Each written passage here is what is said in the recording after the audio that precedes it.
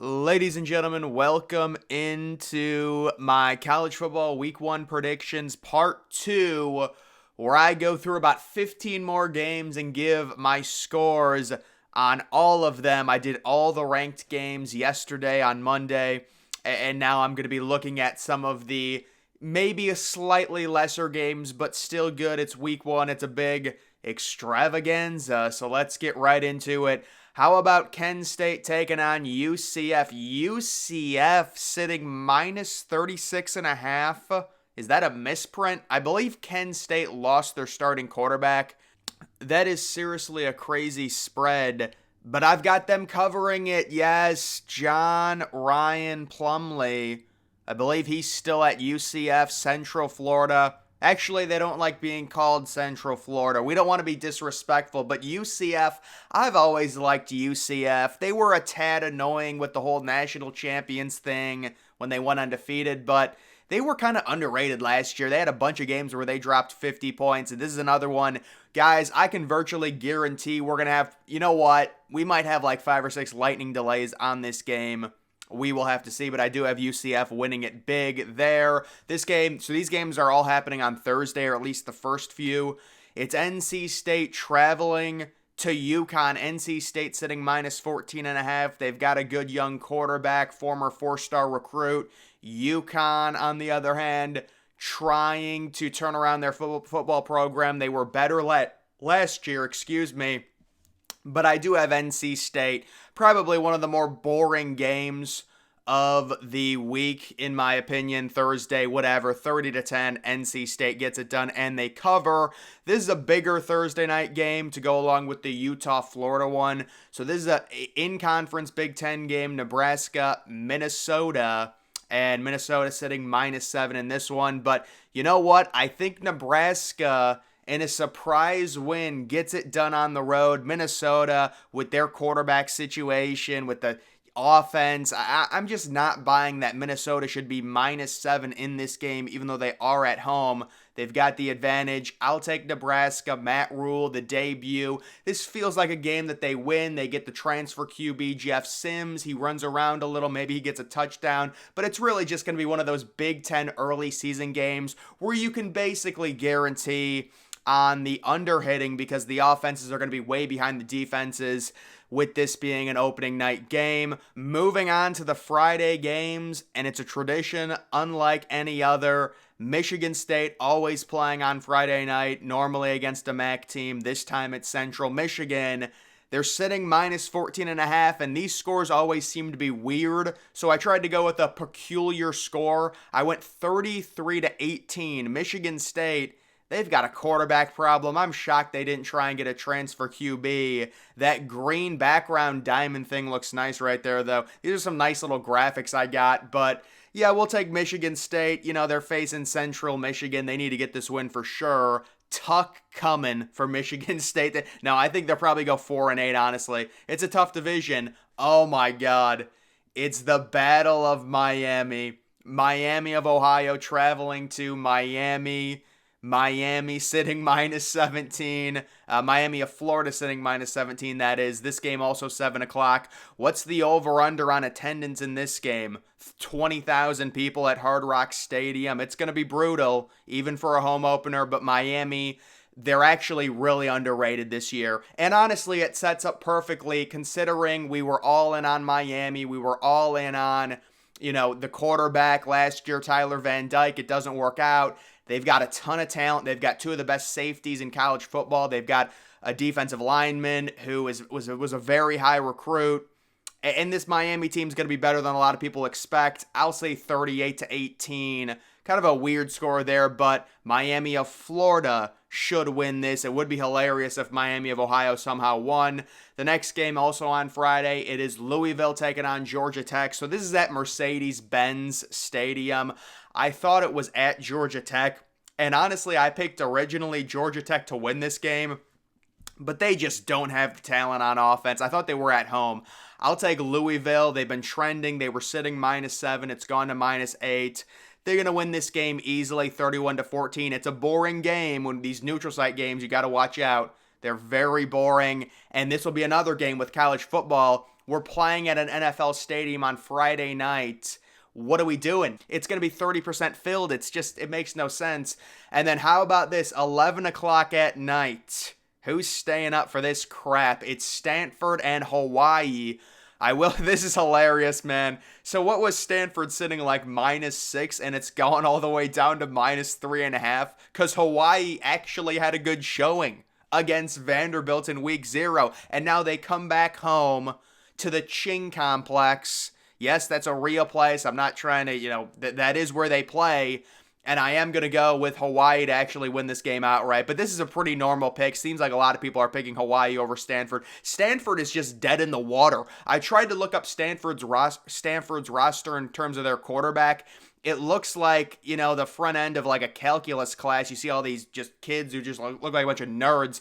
I'll take Hawaii to win this game, 31-28. Stanford, they're trying to get into the ACC. I think they get it done. Maybe if they get into the ACC, I'll change my pick. Maybe that'll give them the strength to win this game against Hawaii. Moving on to the Saturday slate, it's a noon Eastern start time. It is Bowling Green taking on Liberty. Liberty only -9.5 in this one.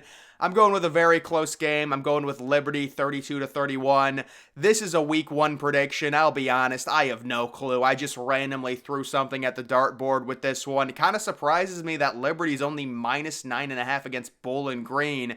But there's probably a good reason for that. I'm guessing they don't return much. Either way, I'll take them to win. We'll go with a higher scoring game. We'll go with the over because why not? Also a noon game, it is Northern Illinois, who should be better this year. They're a dark horse in the MAC, taking on Boston College. This is one of the auto locks. Take the under in this game. The under is for sure. And I also think Northern Illinois, I think they cover, although Boston College is sitting -9.5, and I had this game at 9. So not very smart of me to make it that close. But I do think Northern Illinois will cover in this one. And the under, let's be honest, both of these football programs, they're just going to be miserable. These kids don't want to play. Let's just call it what it is. They don't want to play. They want to leave. Lower scoring, crappy environment, 2,000 people there.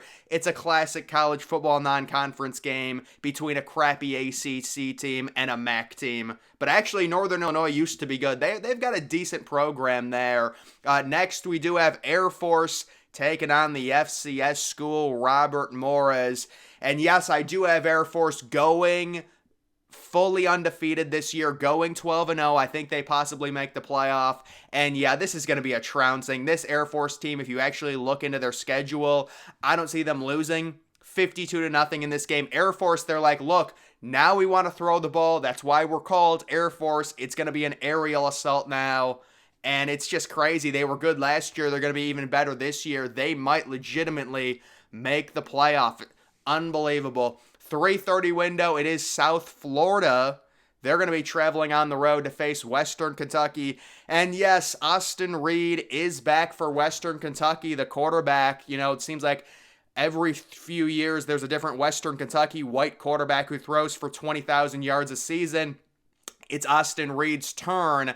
Last year during their bowl game, he threw for like 12 touchdowns or something. They're sitting -11.5, and I'll definitely love the over in this game, and I'll take Western Kentucky to drop a 50-burger. They're going to be very energized. This Western Kentucky team travels to Columbus in a few weeks to face Ohio State. This is a very big game for them. South Florida, on the other hand, they're a floundering program, although we do have to give South Florida some credit. They've got their big game at home against Alabama, and is that week 2 or week 3, Raymond James Stadium. So you know what? Maybe South Florida says, look, we're just going to rest our starters. We're going to face Alabama. That's our Super Bowl. We're going to upset Alabama in a few weeks. We don't need this game. It would be a good strategy for South Florida. We'll have to see if they deploy it. Next, we've got California on the road at North Texas. And so all of us casuals, we're sitting here, and yes, we're all just going to be picking North Texas at home because California is a floundering program. The line on this game has come down considerably. That probably means that California will win by 3 touchdowns because we're never right.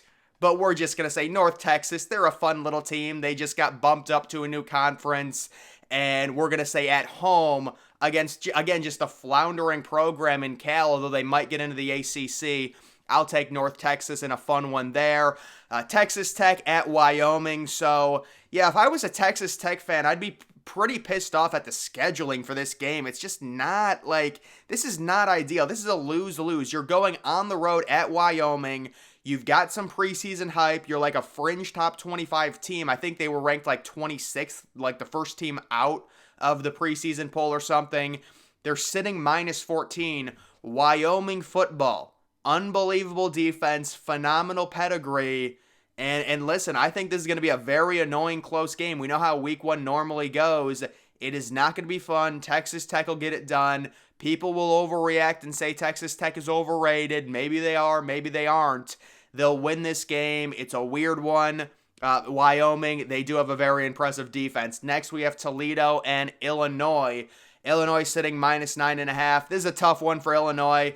I think Illinois this year, I'll just be honest, I think they miss a bowl. To me, it just lines up that they're not going to be very good this year, and it's going to be an upset loss. Toledo still has that dual threat quarterback, Finn, who gave Ohio State fits.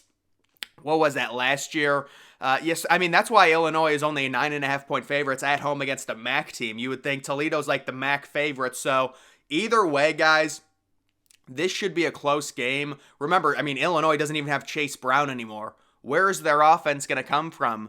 We'll have to see. Do they still have Isaiah Williams? Maybe, but either way, Toledo, they've got nothing to lose. They're going to play loose. I think they get the win. And then the nightcap, it is the 10:30 game. It's going to be Coastal Carolina take it on UCLA. And I don't even know why I included this game. What an absolute train wreck of a game this is to trying to predict. So Chip Kelly came out and said, oh my goodness, so we got a transfer quarterback. He's not starting. Our 5-star true freshman who we gave a multi-million-dollar NIL deal, he's not starting either. And they're going with a different quarterback, but he also said all 3 quarterbacks are going to play. So going into this game against Coastal Carolina, all 3 quarterbacks for UCLA are going to play. What a nightmare, but I do have an affinity for Chip Kelly. I like the dude. I think he's a great coach. And you've got a team like Coastal Carolina. You could say, well, they still have got Grayson McCall, but I think Grayson McCall, his 5 minutes are up. He spent one too many years in college. I think he's kind of washed at this point, honestly. I mean, this dude is, I remember this guy during the pandemic, and it's like he's still there. It's enough already. And I think he's kind of overstayed his welcome. Like, at a certain point, you start to get worse. It's like a player in the NFL. They get to like 32, 33. They're really washed. It feels like Grayson McCall is starting to, honestly, just get old. And this is what happens. You get worse. You slow down. And that's what's happening to him. So I'll take UCLA. I mean, how do I predict this game? I just, if you're going to play 3 quarterbacks or something, I don't know what you want me to do. I'll take them to win 38-24, but that is going to do it for my college football kickoff week 1 predictions part 2. Make sure you're following me on X. Link to that's always in the description.